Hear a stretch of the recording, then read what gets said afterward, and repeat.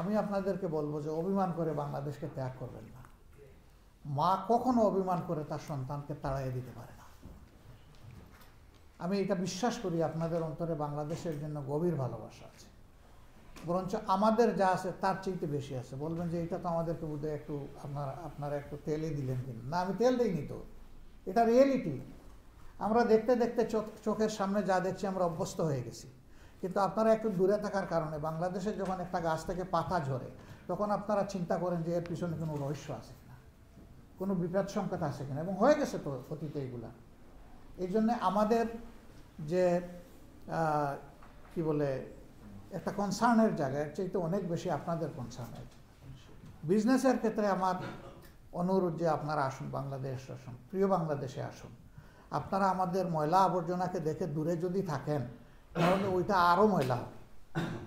আপনারা যখন আসবেন তখন এখানকার অভিজ্ঞতা ওখানে কাজে লাগবে। আপনাদের অভিজ্ঞতা, আপনাদের ফান্ড আর ওখানের হাতগুলো আপনাদের দিকে আগে আসবে, দেশ উন্নতির দিকে যাবে।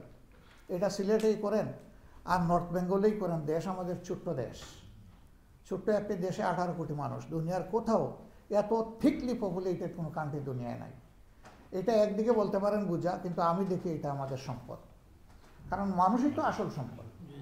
এই মানুষকে আমরা বোঝা বানিয়েছি। আমরা সার্টিফিকেট বিতরণ করি কিন্তু মানুষের হাতে আমরা স্কিল তুলে দিই না। যদি এই যুবক যুবতীদের হাতে আমরা স্কিল হ্যান্ড পাওয়ার তুলে দিই তাহলে বাংলাদেশ চমকে যাবে, বদলে যাবে ইনশাআল্লাহ। আমরা ওই বাংলাদেশ চাই।